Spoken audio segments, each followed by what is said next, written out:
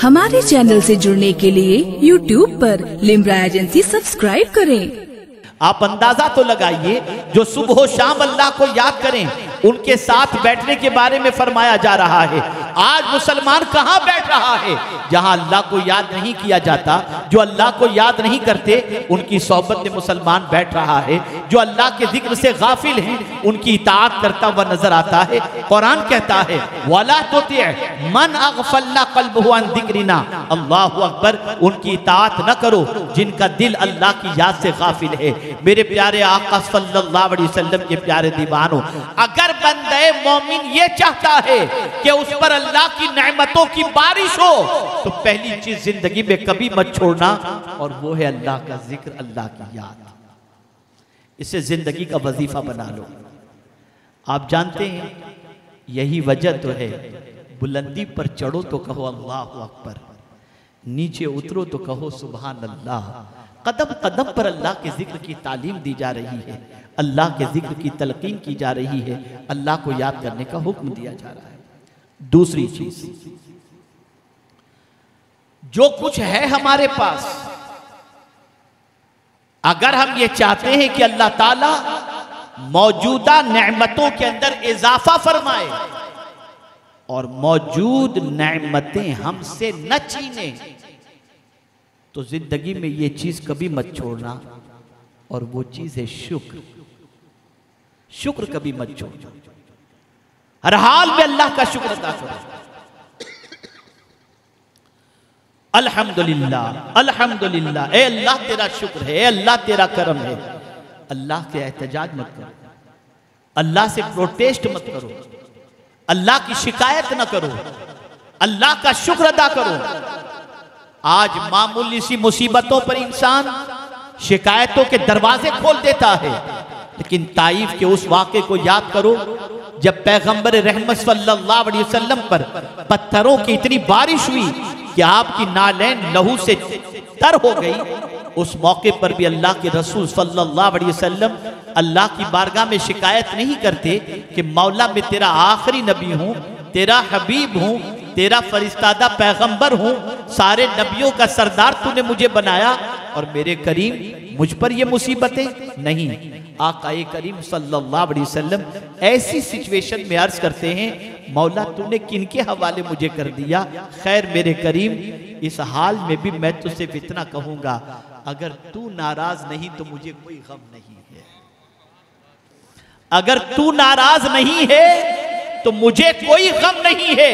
ऐ रसूल आजम सल्लल्लाहु ताला अलैहि वसल्लम के दीवानों, आज शुक्र इंसान की ज़बान से रुखसत हो चुका, इंसान के आज़ा से शुक्र रुखसत हो चुका। आज शुक्राना के कलमे ज़बान पर नहीं, टनो पानी पी जाते हैं, अल्हम्दुलिल्लाह का वक्त नहीं, मनो अनाज खा जाते हैं, अल्लाह का शुक्र अदा करने का वक्त नहीं। अल्लाह की नेमतों की नाशुक्री का आलम यह है, नेमतें उसकी हैं और नाकदरी हम कर रहे हैं, उसी की नाफरमानी में उसकी नेमत को खर्च कर रहे हैं। अब आइए मैं आपको समझाता हुआ चलूं, शुक्र कितनी बड़ी नेमत है। जब बंदा कोई शुक्र बजा लाता है, जिस तरीके से अल्लाह का जिक्र करो तो अल्लाह तुम्हारा चर्चा फरमाएगा, वैसे ही जिस तरीके से अगर तुम शुक्र अदा करोगे तो अल्लाह ताला तुम्हें मजीद नेमतों से नवाजेगा। लइन शकरतुम लाज़ीदन्नकुम, तुम शुक्र करोगे हम तुम्हें ज्यादा अता करेंगे। ये कौन वादा कर रहा है?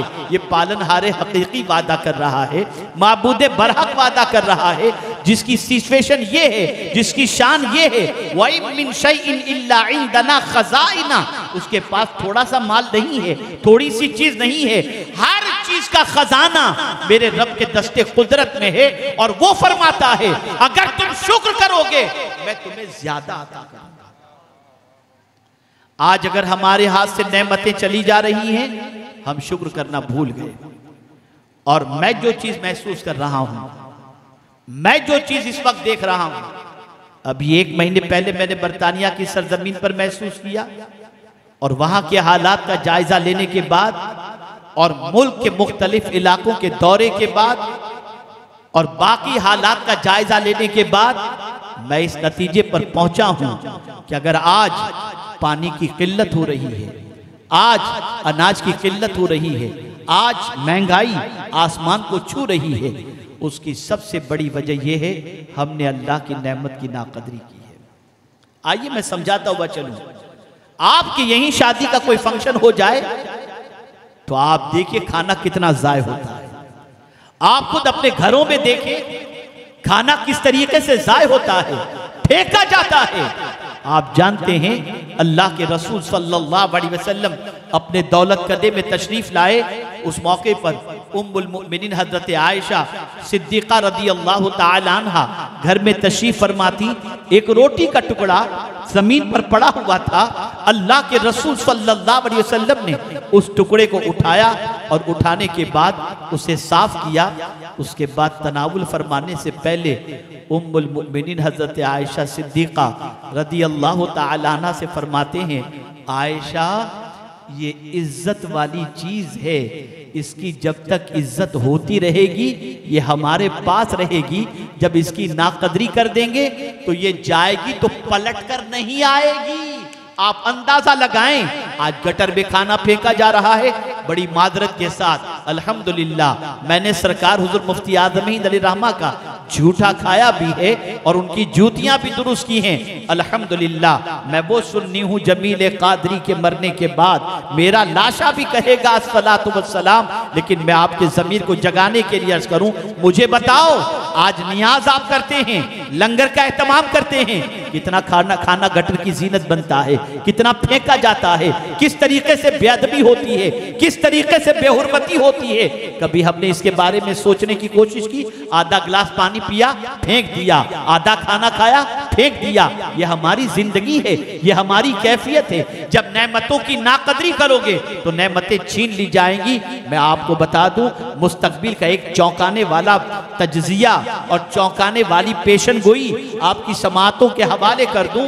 मुस्तकबिल में जो जंग होगी वो पानी के सिलसिले में होगी। इंसान पानी पीने का, जो पीने का पानी होता है उसके लिए जंग करेगा, इतनी पानी की किल्लत हो जाएगी।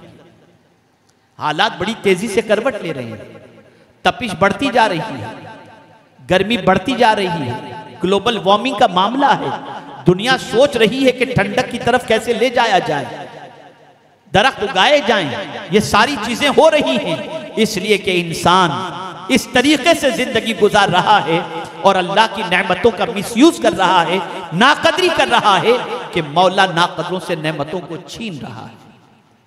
अगर हम ये चाहते हैं कि अल्लाह रब्बुल इज्जत जल्ल जलालहू ने जो नेमतें हमें दी हैं वो नेमतें हमारे पास रहें और उन नेमतों को अल्लाह छीने नहीं बल्कि और अता करे, तो उसका तरीका अल्लाह अज़्ज़ व जल्ल ने खुद फरमाया, लइन शकरतुम लअज़ीदन्नकुम, तुम शुक्र करोगे हम तुम्हें ज्यादा अता करेंगे। तो एक चीज ना अल्लाह का जिक्र छोड़ना है और ना अल्लाह का शुक्र अदा करना छोड़ना है। ये दो चीजें होंगी। तीसरी चीज दुआ करना नहीं छोड़ना, दुआ करना न छोड़ना।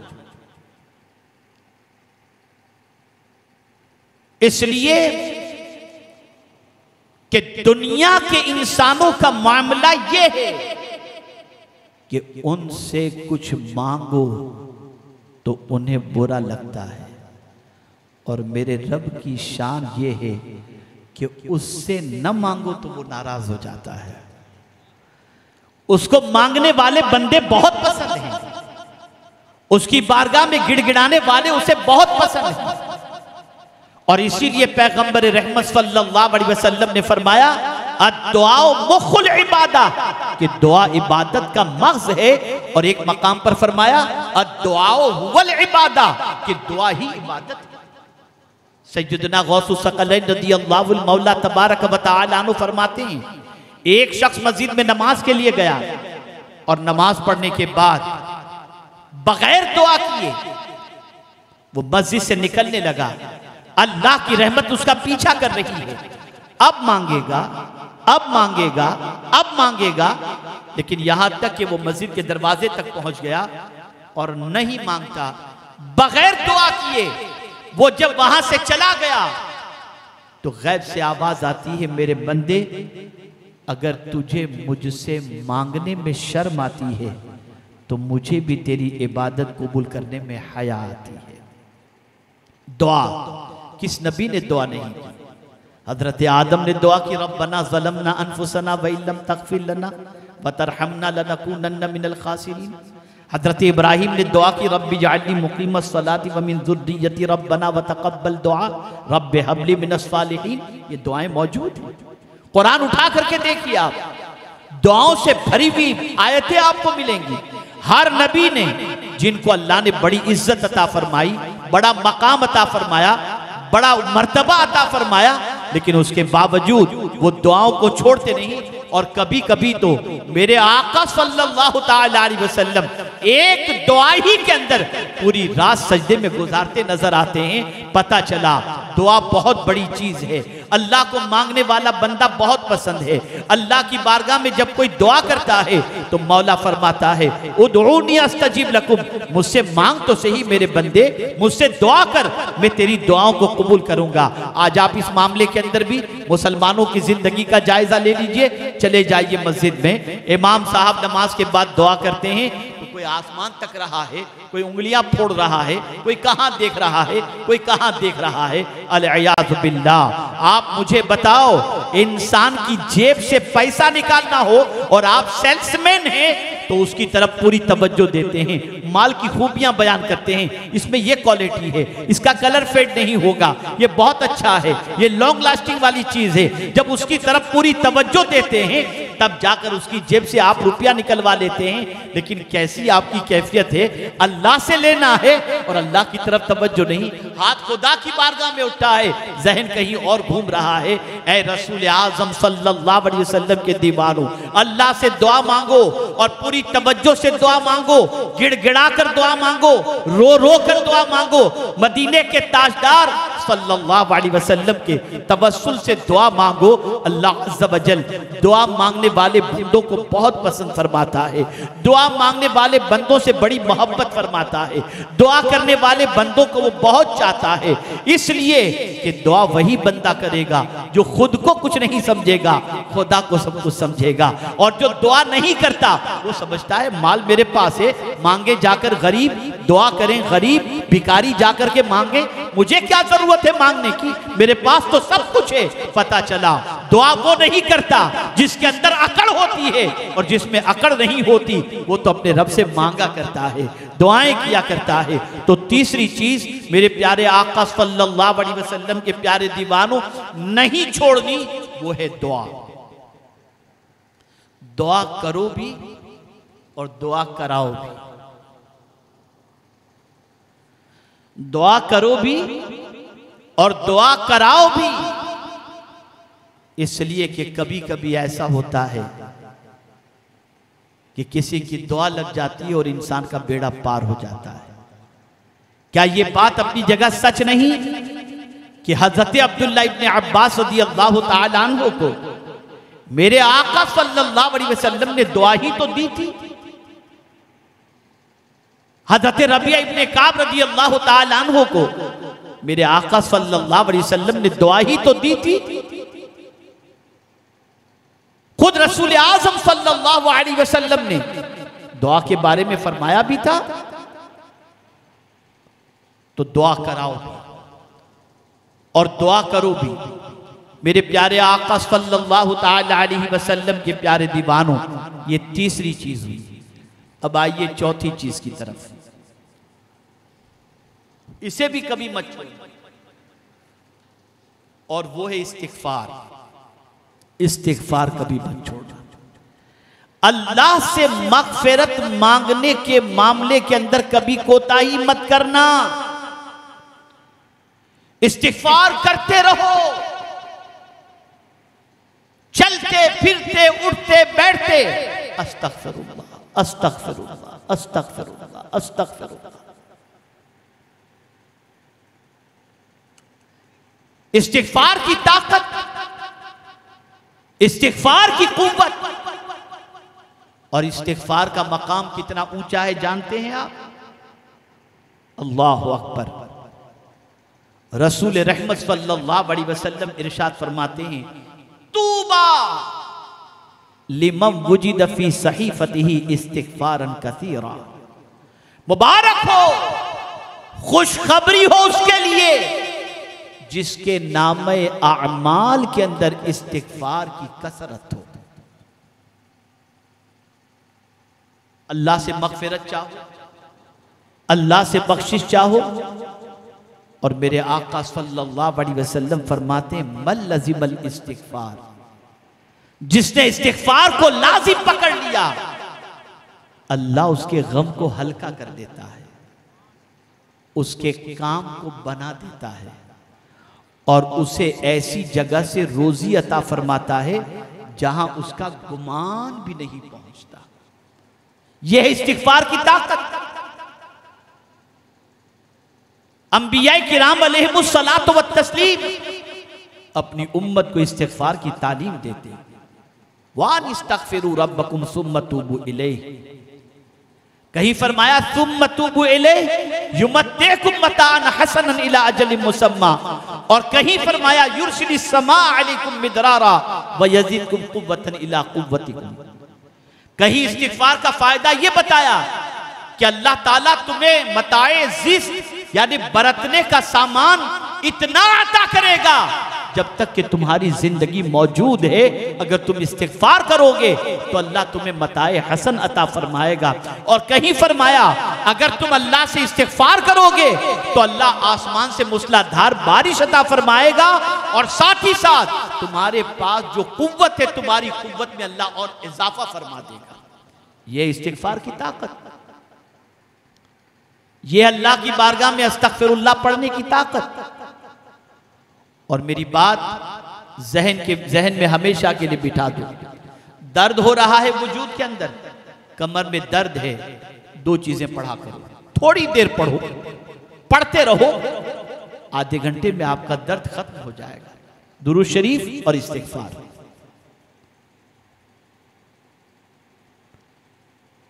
आपकी रोजी में तंगी है, पढ़ो दुरूद शरीफ और इस्तिगफार।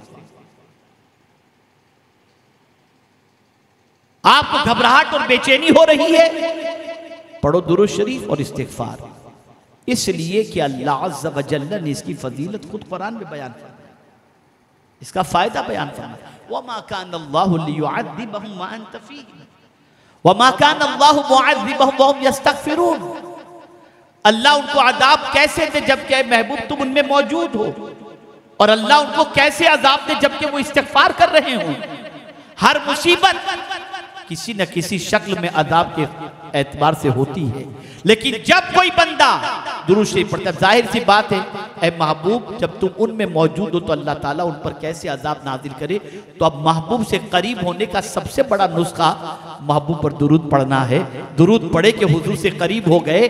अब आकाए करीम सल्लल्लाहु अलैहि वसल्लम के दुरूद के सदक़े में अल्लाह अज़ाब को टाल देता है, दर्द को टाल देता है। ये कहना तो बड़ा आसान है कि गमों ने जो तुमको घेरा है तो दुरूद पढ़ो, लेकिन पढ़ के देखो, शेर पढ़ने से काम नहीं चलता, सिर्फ शेर पढ़ने से काम नहीं चलेगा, दुरूद पढ़ने से काम होगा। पढ़ो दुरूद फिर देखो। लेकिन जिस बंदे मोमिन का हाल ये हो तो मौलाना मैं तो जमाने से दुरूद पढ़ता हूं, लेकिन बस और कोई चीज हो तो बताओ, पता चला आपका ईमान कमजोर है, आपके ईमान में पुख्तगी नहीं है। जिस दुरूद की फजीलत में खुद पैगंबर रहमत सल्लल्लाहु अलैहि वसल्लम ने एक सहाबी को फरमाया कि ये दुरूद अगर तुम कसरत से पढ़ते हो तो तुम्हारे कर्ब व इस्तराब की दूरी का सबब भी बनेगा, और ये दुरूद तुम्हारे लिए काफी है।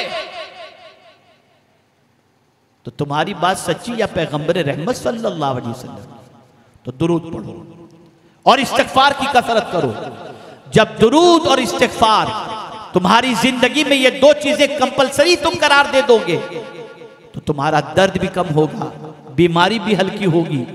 मैं कभी बहुत ज्यादा टेंशन में या कभी किसी वजह से थकान में गिरफ्तार होता हूं, कसरत के साथ दुरूद शरीफ और इस्तिगफार करना शुरू करता हूं। अल्लाह रब्बुल इज्जत जल्ल जलालुहु का करम है, काफी राहत मिल जाती है। आप आजमा कर देख लीजिए, आजमाने की जरूरत नहीं, आप ये करके देख लीजिए, आपकी जिंदगी में इंशाअल्लाह लज़ीम करार भी आएगा और सुकून की दौलत भी होगी। अब चूंकि मुझे फ्लाइट भी पकड़नी है तो अब पांचवी बात इस्तिगफार के मौजू को बढ़ाने की बजाय पांचवी बात की तरफ आते हैं। 4 चीजें याद रहेंगी ना। नंबर 1 अल्लाह का जिक्र, उठते बैठते अल्लाह का जिक्र करो। कभी ला इलाहा इल्लल्लाह मुहम्मदुर रसूलुल्लाह, कभी सुभान अल्लाह, कभी अल्हम्दुलिल्लाह, पढ़ते रहो। और कुछ भी करो अल्लाह को याद करो। नेकी करते वक्त अल्लाह याद आएगा, दिल में खुशी होगी। गुनाह करते वक्त अल्लाह याद आएगा, गुनाह से बच जाओ। हर काम से पहले अल्लाह को याद करो। अल्लाह को याद करोगे, कल्ब को इत्मीनान की दौलत नसीब हो जाएगी। नंबर 2 शुक्र, शुक्र करना कभी मत भूलो। हमेशा अल्लाह का शुक्र अदा करो। अल्लाह तेरा करम है, मौला तेरा करम है, अल्हम्दुलिल्लाह अल्हम्दुलिल्लाह अल्हम्दुलिल्लाह। जहां कुछ दौलत ज्यादा मिल गई 2 रकात शुक्राने की अदा करो। जहां तुम्हारी तमन्ना पूरी हो गई अल्हम्दुलिल्लाह कह के उसका शुक्र अदा करो। रसूल रहमत सल्लल्लाहु अलैहि वसल्लम फरमाते हैं, नेमतें वैशी दरिंदे की तरह हैं। जिस तरह से वैशी दरिंदे को अगर बांधा न जाए तो वो भाग जाता है, हुजूर फरमाते हैं नेमतें भी ऐसे ही भाग जाती हैं। तो साहबा ने अर्ज किया, हुजूर नेमतों को बांधने का तरीका क्या है? तो सरकार सल्लल्लाहु अलैहि वसल्लम ने इरशाद फरमाया, क़य्यिदू बिशुक्र, उसको शुक्र के जरिए बांध दो। तुम शुक्र करोगे वो नेमतें महफूज हो जाएंगी। तीसरी चीज दुआ, अल्लाह को दुआ करने वाला बंदा पसंद है।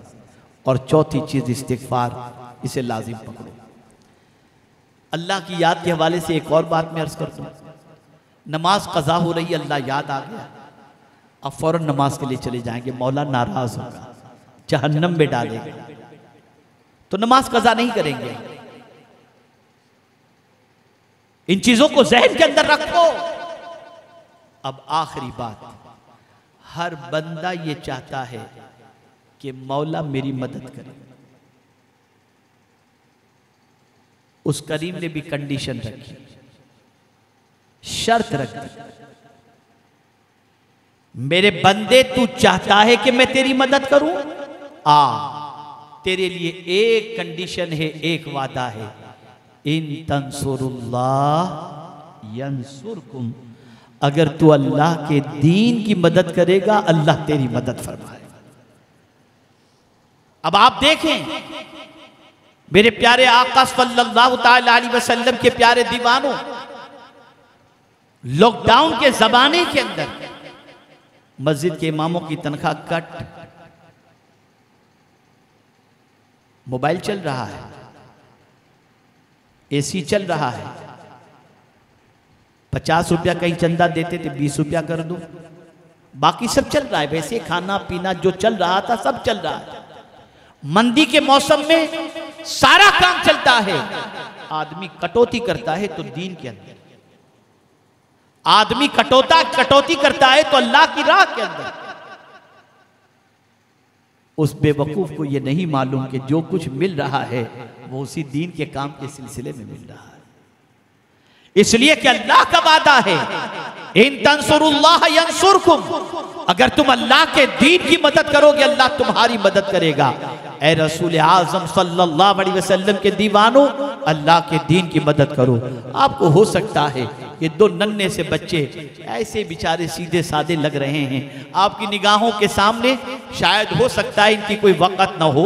आप में से बहुत सारे ऐसे होंगे जो इस इदारे के अंदर, दारुल फैज़ान हाकिमी के अंदर चंदा देकर इन बच्चों को पढ़ाने के सिलसिले में इनका ताउन किए होंगे, मुदर्रिसीन का ताउन किए होंगे, और ये तसव्वुर कर रहे होंगे कि आपने गोया इनका जिम्मा लिया, आपने इन पर एहसान किया। खुदा की कसम, इनका एहसान है कि इन्होंने आपकी खिदमत को कबूल कर लिया।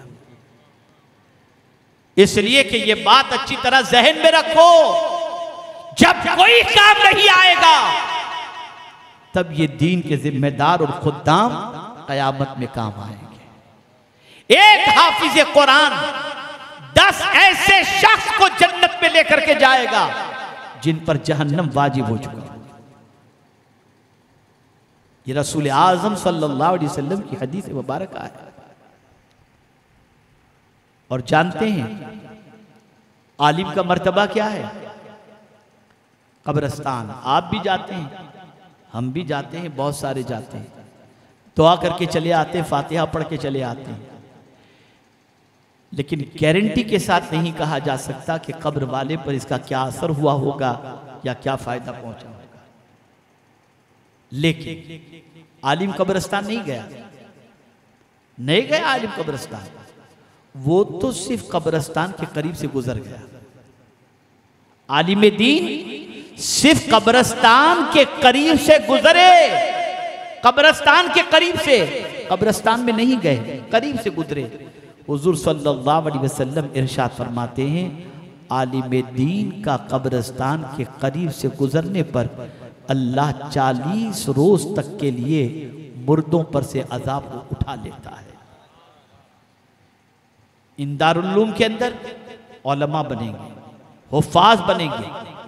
मेरे प्यारे आका सल्लल्लाहु ताला अलैहि वसल्लम के प्यारे दीवानों, कल बरोज़े क़यामत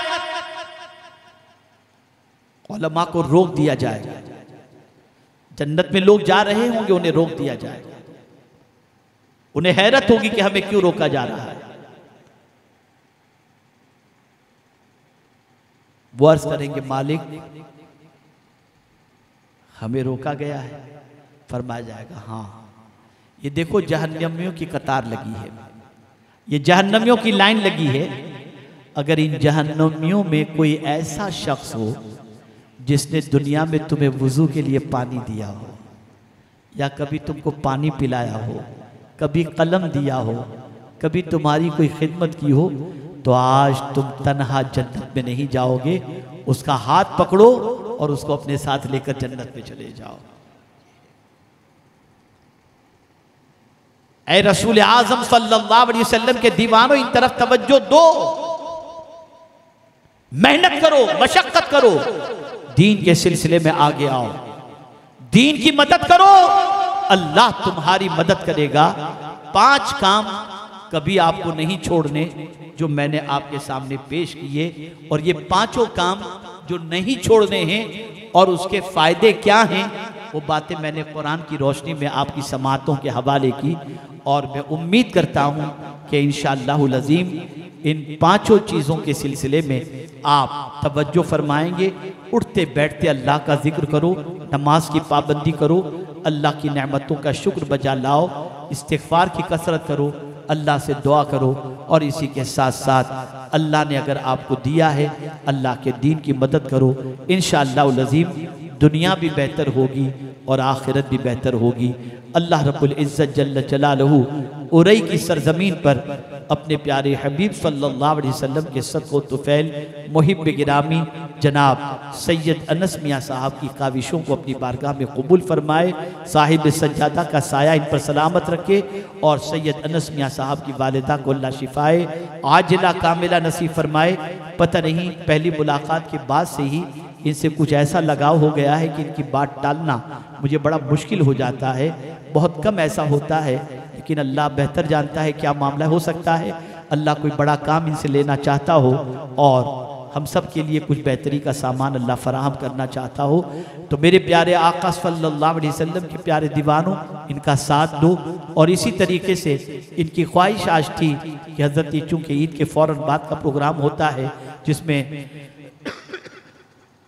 आपके लिए भी और सैयद अमीन साहब के लिए भी आने में थोड़ी सी दिक्कत होती है, और कभी हज का मामला भी आ जाता है, तो आप कोई तारीख आज खुद ही आप फरमा दें। इंशाअल्लाह हम तारीख को, जो उर्स की तारीख है कुल शरीफ 12 तारीख को हम कर लेंगे, लेकिन जलसे की तारीख को आपकी सहूलत के एतबार से हम फिक्स कर देते हैं। तो मैंने बहुत गौर करने के बाद मैं इस नतीजे पर पहुंचा कि अगर हज को भी गए तो हम लोग तो अल्हम्दुलिल्लाह अगर हज के लिए जाते हैं तो हज के फ़ौरन बाद मदीना शरीफ जाकर 1 हफ्ता रुक करके आ जाते हैं, तब भी किसी न किसी सूरत में 20-22 तक आने के इम्कानात हो ही जाते हैं। तो अल्हम्दुलिल्लाह 25 तारीख इंशाअल्लाहुल अज़ीम अब ये जलसा हुआ करेगा, और मेरी ज़िंदगी रही मैं आऊँगा इंशाअल्लाह और आपके सामने अल्लाह और उसके रसूल के पैगाम को पहुँचाने की कोशिश करूँगा। यहाँ के नौजवानों से मेरी मुअद्दबाना गुजारिश है, तुम नमाज के पाबंद बनो, साथियों को नमाज का पाबंद बनाओ, गुनाहों से बचो, बुराइयों से बचो, तालीम के जेवर से आरास्ता हो, अच्छे इंसान बनो, बाखलाक इंसान बनो, मदीने के ताजदार अरवाहुना फिदाहु सल्लल्लाहु अलैहि वसल्लम की मोहब्बत का चिराग सीने में रोशन करो। आवारा गर्दी से रिश्ते को तोड़ो, दीन का इल्म हासिल करो और सैयद अनस मियां साहब का साथ देकर आप दीनी काम में उनके साथ ताउन करो। अल्लाह हम सब पर करम की नज़र फरमाए। वमा अलैना इल्लल बलागुल मुबीन। अस्सलामु अलैकुम व रहमतुल्लाहि व बरकातुहू।